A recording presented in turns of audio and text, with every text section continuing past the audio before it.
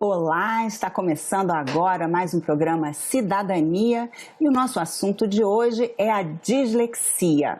A dislexia é um transtorno de aprendizagem relacionado com uma dificuldade de leitura e escrita. É um dos mais antigos e identificados há mais tempo, mas ainda hoje há muita falta de informação e conhecimento sobre a dislexia. Nós vamos conversar com Luiz Gustavo Cini, que é coordenador de projetos da Associação Brasileira de Dislexia. Olá, Luiz Gustavo, seja bem-vindo. Muito obrigada por participar aqui do nosso programa Cidadania. E a minha primeira pergunta para você é: o que é a dislexia?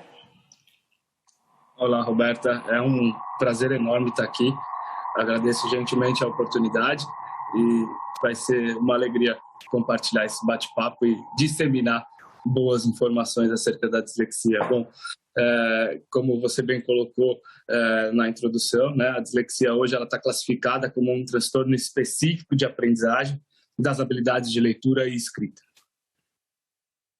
Agora, quando a gente fala, né, transtorno, distúrbio, são palavras que assustam um pouco, né? Inclusive, assim, as famílias, quando recebem esse diagnóstico, ou mesmo a suspeita, né? Já tem uma certa preocupação se isso tem a ver com inteligência, se é uma doença mental, né? Assim, como é que é? O que significa isso, um distúrbio de aprendizagem específico? Muito bom ressaltar, né, que não é uma doença, né? Então, portanto, não tem cura, né? Ao mesmo tempo que não é um fator impeditivo para nada na vida de ninguém, né? Hoje nós já temos a oportunidade de literalmente ver, né, em pesquisas de ressonância magnética funcional, por exemplo, a comparação entre um cérebro com dislexia lendo e escrevendo com um cérebro neurotípico ou normal lendo e escrevendo. Né? O cérebro com dislexia não ativa o lobo temporal, que é essa região aqui do nosso cérebro responsável por tudo que a gente aprende, né? Leitura e escrita não é diferente, nós aprendemos. E o cérebro disléxico não ativa o lobo temporal para essas tarefas de leitura e escrita. Entretanto, ativam-se todas as outras regiões do nosso cérebro que não são responsáveis por desempenhar essas tarefas. E aí isso faz com que na prática aconteçam os erros, as trocas, as omissões, as inversões das letras similares, tais como o M e o N, o P e o B, né? Enfim. Então, trata-se de fato de uma alteração de funcionamento cerebral, né? Não é um cérebro melhor ou pior, é um cérebro que funciona de uma maneira diferente para ler e para escrever. E como é que se define, como é que se diagnostica, como é que se chega a esse diagnóstico de dislexia? É imprescindível que seja feito por uma equipe multi-interdisciplinar, né? O diagnóstico é de exclusão. Então, fazem parte desse processo de avaliação neuropsicológica, fonoaudiológica, psicopedagógica, além dos exames complementares, né, tais como a audiometria, o processamento auditivo, o processamento visual, uma avaliação neurológica ou neuropediátrica clínica, né, e alguns questionários que a família responde, que a instituição de ensino responde, enfim. Dessa forma, a equipe responsável por essa avaliação tem a possibilidade de fazer um mapeamento de todas as esferas do desenvolvimento dessa pessoa, né, para que a gente possa ser assertivo na resposta acerca do que está causando ou que causam essas dificuldades de aprendizagem. É uma coisa interessante que eu vi, né, nesse processo de diagnóstico, que justamente assim, o nível de inteligência tem que ser pelo menos na média, né? Aquilo que a gente falou, às vezes existe até um certo preconceito, as pessoas acham que né, não aprende, não lê bem porque é preguiçoso, é burro, não está tentando. Na verdade, é o contrário. Quem não tem pelo menos inteligência mediana já é excluído a possibilidade de diagnóstico de dislexia. Isso. É um diagnóstico de exclusão, né? E a deficiência intelectual, ou seja, quando se tem um nível de inteligência abaixo da média, as dificuldades de leitura e escrita dessa pessoa se justificam por conta dessa deficiência intelectual, né? E não por conta de uma dislexia. Ou seja, um dos critérios para o diagnóstico de dislexia, de fato, é o nível de inteligência na média ou de acordo com os dados da associação, em 60% dos casos acima da média. Ou seja, são pessoas que possuem todos os recursos cognitivos e intelectuais devidamente preservados ou até acima da média em relação aos demais, né? Então, é bem isso mesmo.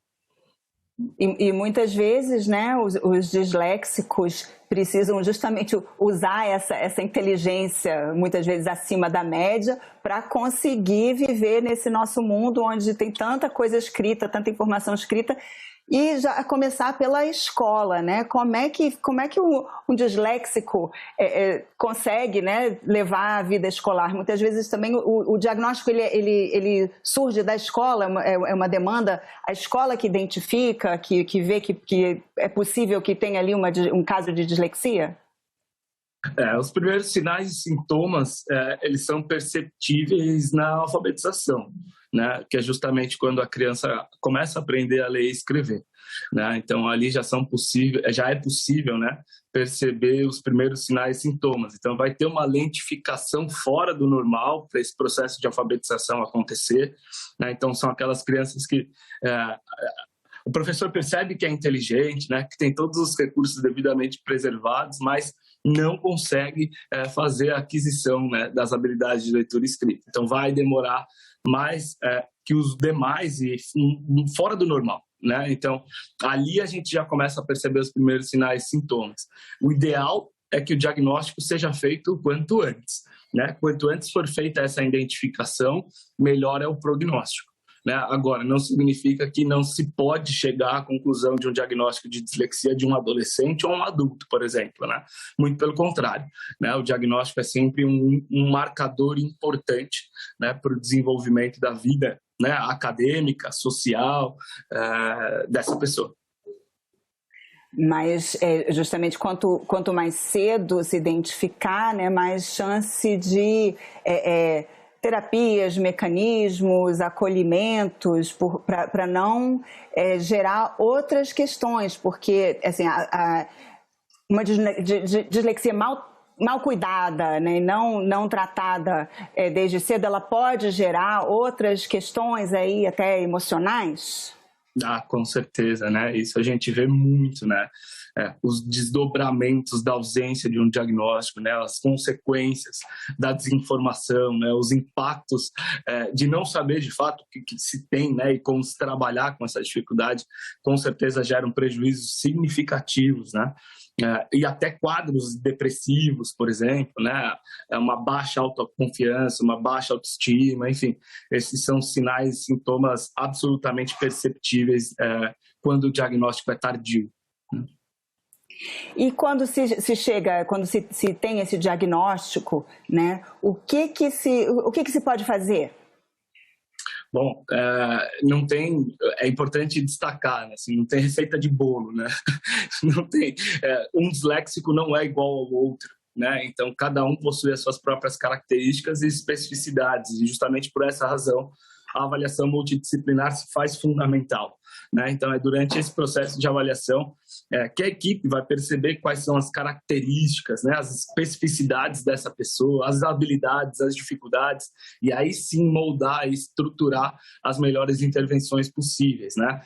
Seja ela fonoaudiológica, psicopedagógica, ou até uma psicoterapia em alguns casos, né? Enfim, a intervenção, ou seja, o tratamento, né, ele é moldado e direcionado de acordo com as características que foram retiradas no diagnóstico, né? Então, esse é o importante, né? Olhar as características de cada indivíduo, né? Especificidades de cada pessoa. Assim, a incidência, a probabilidade do tratamento ser mais efetivo aumenta muito, é enorme, né? E dentro dessa variação que você mencionou, existem graus e níveis de severidade, intensidade da dislexia? Sim. Leve, moderado e severo, né? São esses 3 graus que acontecem nesse quadro de dislexia, né? Que são também identificados durante o processo de avaliação multidisciplinar.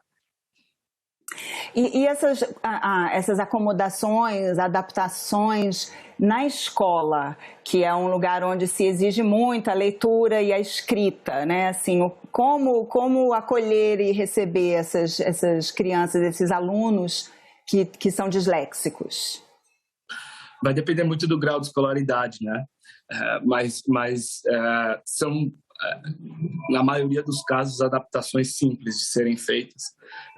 Eu costumo dizer que as necessidades educacionais especiais que essas pessoas possuem por direito, né, não são benefícios, né? São recursos para que esse aluno tenha condições de competir em igualdade com os demais, né? Então, por se tratar de um transtorno específico das habilidades de leitura e escrita, por exemplo, uma tarefa, uma prova de interpretação de texto vai ser muito mais difícil para um aluno com dislexia. Então, por exemplo, 30% do tempo a mais para esse aluno fazer a prova pode fazer toda a diferença, né? Ou o ambiente adequado para a realização dessa prova, sem muitos distratores, né? É algo que também pode fazer toda a diferença. Ou a fonte da prova, né, maior, num tamanho maior, com as letras mais espaçadas. Então, são pequenas adaptações que podem fazer toda a diferença para esse aluno.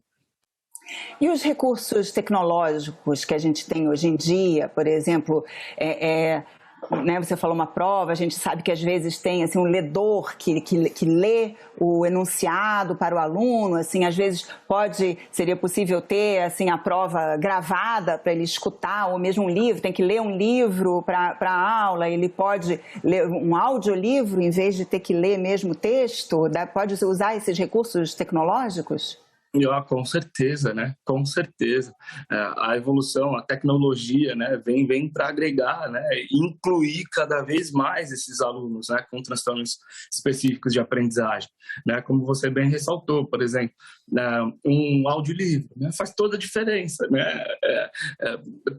Para esse aluno, para aquele estudante, de fato, adquirir o conteúdo, né? Então, a tecnologia vem para somar, com certeza, e agregar, tanto para o próprio aluno, né, como também para a instituição de ensino.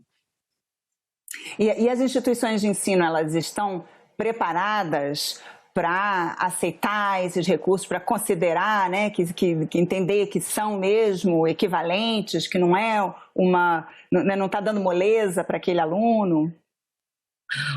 Olha, a gente vai estar num ponto que é bastante característico do nosso país, né? O Brasil é um país de dimensões continentais, né? E uma diversidade enorme. Então, nós, pela experiência do nosso trabalho, né? A ABD foi fundada em 1983, né? Então, já tem tempo suficiente, né, para a gente ter a ciência de que existem instituições de ensino com poucos recursos que fazem trabalhos maravilhosos no que se refere à inclusão, né? E instituições mais tradicionais, com ótimas estruturas, que não. Né? Então, essa é a realidade do nosso país, né? Agora, o mais importante de tudo isso é que o que mais faz sofrer, né, uma pessoa com dislexia ou qualquer outro transtorno de aprendizagem é a desinformação. Né? Por não saber o que por consequência, como lidar, né, com essas dificuldades, é o que mais faz sofrer. Então, levar a informação, né, conscientizar, sensibilizar, sem dúvida, essa é a melhor alternativa para qualquer instituição de ensino. E em termos legais, assim, perante a lei, o disléxico ele tem os direitos garantidos, ele está incluído, faz parte aí da Lei Brasileira de Inclusão, está faltando, é necessário uma lei específica para os disléxicos? Em termos de políticas públicas, né? Sim, faz muita falta, né, a ausência de uma política pública devidamente estruturada e elaborada para as questões dos transtornos de aprendizagem, né? Dislexia, TDAH, descalculia, enfim. A gente ainda não tem, né, a aprovação de uma lei federal que aborde esses temas, né? Esse é um projeto que, inclusive, está tramitando no Senado agora, né, no PL 3517 de 2019. Entretanto, as pessoas com dificuldades de aprendizagem, transtornos de aprendizagem, dislexia, entre outros, possuem assegurado o acesso às necessidades educacionais especiais garantidos pela Lei Brasileira de Inclusão, né? Então, nós temos onde se embasar, né, vamos dizer assim, mas sem sombra de dúvida a ausência de uma política pública federal devidamente aprovada especificamente sobre esses temas faz muita falta.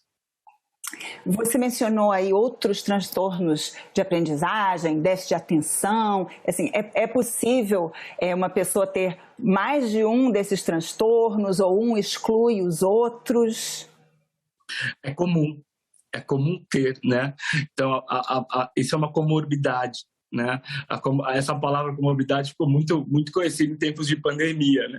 Mas quando dois ou mais quadros estão associados ao mesmo indivíduo, né? E no caso de dislexia, de acordo com os dados da ABD, né, a incidência, a comorbidade mais comum nos quadros de dislexia é o TDAH.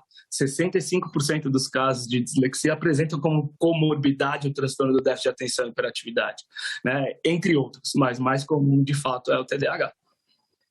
Isso pode confundir, dificultar um pouco, assim, né, dificultar a percepção, né? Será que a criança não consegue ler porque ela está hiperativa, não consegue ficar sentada, se distrai muito, ou ela realmente não está conseguindo ler ali o que está escrito?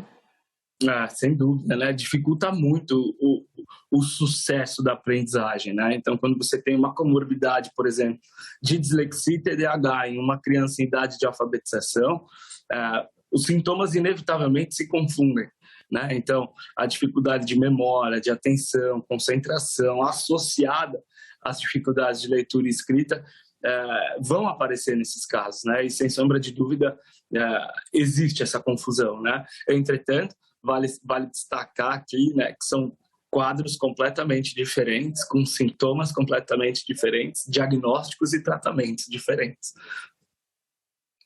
Então, quando se tem os dois diagnósticos, são dois tratamentos diferentes, né? Concomitantes, mas diferentes.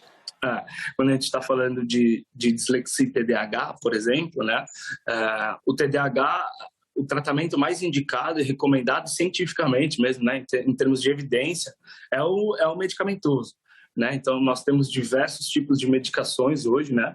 Para o tratamento do TDAH, o que não há para a dislexia, por exemplo, né? Então, o diagnóstico do TDAH ele é médico porque o tratamento é medicamentoso, né? No caso da dislexia, não, né? Para a dislexia, a gente não tem um remédio que vá fazer com que se potencialize as habilidades de leitura e escrita de uma pessoa. É treino, é intervenção, né? É toda semana, dedicação, é assim que essa pessoa vai conseguir se desenvolver. Porque vale destacar mais uma vez, né? Os transtornos de aprendizagem não são fatores impeditivos para nada na vida de ninguém. E esse treinamento, ele é feito individualmente, em casa, a família auxilia, com uma fonoaudióloga, uma psicopedagoga? Quem é que é o profissional que auxilia nesse treinamento? Então, por exemplo, em crianças em idade de alfabetização, né, 6, 7, 8 anos de idade, a intervenção em casos de dislexia é fonoaudiológica, né? O profissional fonoaudiólogo é aquele que vai cuidar, estimular e trabalhar as questões de linguagem, né? Leitura e escrita é linguagem. Então, crianças em idade inicial de alfabetização, fono, né? Sem sombra de dúvida. Agora, por exemplo, em adolescentes ou adultos, né, muitos casos a gente precisa primeiro olhar para as consequências, né, da ausência de um diagnóstico precoce, né, ou seja, lá atrás, e cuidar primeiro do emocional dessa pessoa, né, por exemplo, quadros depressivos, né, a gente precisa primeiro tratar a depressão, cuidar do lado emocional, para depois partir especificamente para as questões de leitura e escrita. Mas os profissionais que compõem a intervenção, né, ou o tratamento, nos casos dos transtornos de aprendizagem, são fonoaudiólogos, psicopedagogos, psicólogos, médicos, enfim, a equipe multidisciplinar, né, esse trabalho que faz toda a diferença. Como você bem disse, né, assim, não é uma doença, não tem cura. Quem é disléxico vai ser disléxico a vida inteira, né? Nós falamos aqui das escolas básicas, mas à medida que essa pessoa vai crescendo, ela vai continuar tendo dislexia. As escolas superiores, esses outros níveis, estão preparados para receber estudantes disléxicos? Estão preparados é muito difícil, né? Conseguir falar assim, mas o que a gente vem percebendo é que a conscientização e a sensibilização, graças a campanhas mundiais, né, de conscientização, enfim, vem aumentando ano após ano, né? Então, a gente vem recebendo aberturas, né, de instituições de ensino, até para o desenvolvimento de pesquisa, por exemplo, né? A ABD tem uma base de dados que é federal, né? Então, nós temos diversas parcerias com programas de pós-graduação, por exemplo, né, para produção científica. Então, isso ajuda muito, né, a disseminação da informação, sensibilização, enfim. A cada ano que passa, a gente vem percebendo que a abertura tem sido maior, né, inclusive para a inserção no mercado de trabalho. A questão da neurodiversidade, né, isso vem sendo colocado cada vez mais em pauta. E é uma alegria, né, é muito bom para nós essa conquista. E no mercado de trabalho ainda existe um preconceito? É desinformação, né? Quando a gente não sabe o que é e como lidar, o mais importante de tudo é que essa informação chegue, né? A partir do momento que você leva essa informação, faz a conscientização, sensibiliza, seja uma escola, né, ou uma instituição de ensino superior, ou até mesmo uma empresa, quando você mostra o que é, como lidar, né, quais são as características, dificuldades, habilidades que uma pessoa com dislexia tem, tudo fica mais fácil, né? Porque você, de fato, combate a desinformação na raiz, né? Levando a informação. E é assim que o trabalho vem sendo bem sucedido. Durante a pandemia, muitas aulas acabaram indo para o meio online, né? Assim, remoto. Como que isso afeta uma pessoa com dislexia? Olha, pela experiência, né, do nosso trabalho, quando começou a pandemia, a gente pensava, né, entre nós lá da equipe, falava assim, poxa, como será que serão as consequências, né, do ensino remoto daqui 1 ano, 2 anos, por exemplo, né? E hoje a gente já teve relatos assim de que para uns alunos foi muito melhor, né, um ensino remoto. Se adequaram a essa nova metodologia de ensino, né, mais autônoma, né, com mais liberdade para trabalhar as estratégias, enfim. E outros alunos que sentiram uma dificuldade ainda maior, né, daqueles que precisam do apoio direto do professor, por exemplo, né, a ausência do professor, de fato, do lado desse aluno, né. Então, a gente pegou todas as realidades. Alunos que se desenvolveram super bem durante o ensino remoto e híbrido, e alunos que sentiram as dificuldades ainda maiores devido à ausência, né, do professor no dia a dia. Luiz Gustavo Cime, muito obrigada pela entrevista aqui ao nosso programa Cidadania, e eu agradeço também a você que nos assiste. Este programa já está disponível no site da TV Senado e também no nosso canal no YouTube. Mais uma vez, obrigada pela atenção e até o próximo Cidadania.